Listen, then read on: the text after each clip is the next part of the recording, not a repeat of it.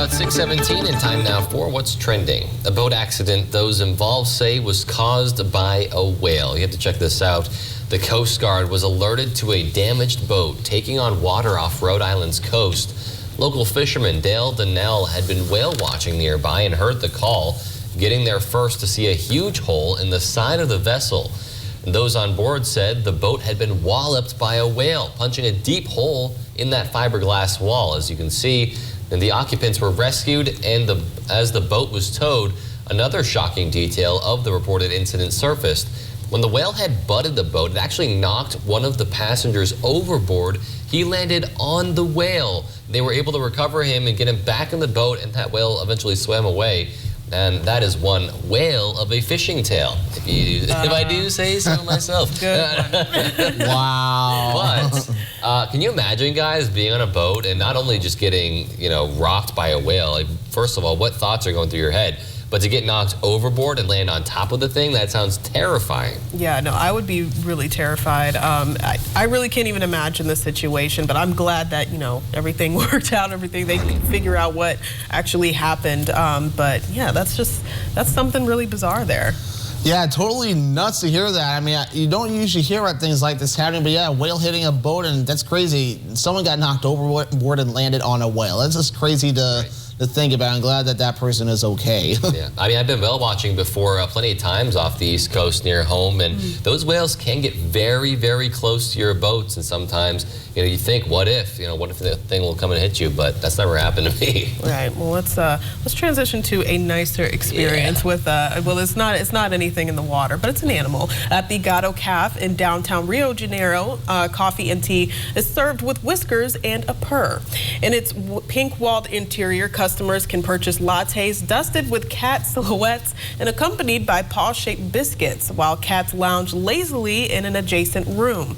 Cat cafes were first popularized in Asia, where they originated in Taiwan in 1998. In addition to offering feline company, Gato Cafe, which opened last July, simultaneously functions as an adoption site for abandoned cats rescued by an organization called Bigodes do Bunker, which is basically bunker whiskers. In 2019, there were over 78 million pet cats and dogs in Brazil, according to the Brazilian Pet Institute, and as owners passed away and families were thrown into disarray during the coronavirus pandemic, many animals were abandoned or left to fend for themselves. And this is really cute here. I actually have been to a cat cafe back at home, and it is quite an experience. When they say that the felines will be all over you, they are not lying, and they have great food and everything at the cafe, at least in Charleston, and the cats want that food, so it's an experience. Well, we were talking about stories this morning to talk about for trending. I mentioned the cat cafe, and you said, I was so shocked by it, and you said, oh, you never heard of a cat cafe? Yeah, I was surprised that it's such a big thing now. Yeah. Yeah, I never heard of it either, but I love the idea of it. I mean, and yeah, who wouldn't love enjoying some company from furry friends and felines? They just, of course, hopefully love to be petted as well as just the attention. But meanwhile, though, another thing that's also interesting, though, some ice cream with a new flavor that's gotten some mixed reviews, and mac and cheese flavored ice cream. Brooklyn-based Van Leeuwen has teamed up with Kraft Heinz to create this cheesy frozen treat, and pints go on sale later today to mark National Macaroni and Cheese Day. And he has 23 shops in New York City, Houston, and Los Angeles, and sells pints in grocery stores across the country. I've heard some mixed reviews on this, guys. I don't know. I don't know. I'm mixed. I almost want to try it, but some people are like, are you kidding me?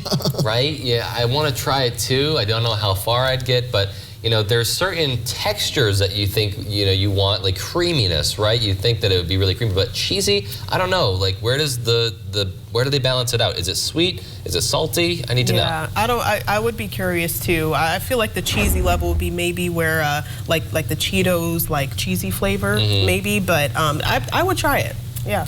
Yeah, definitely. We'll have to see. Maybe if someone gives it a try, let us know how it tastes.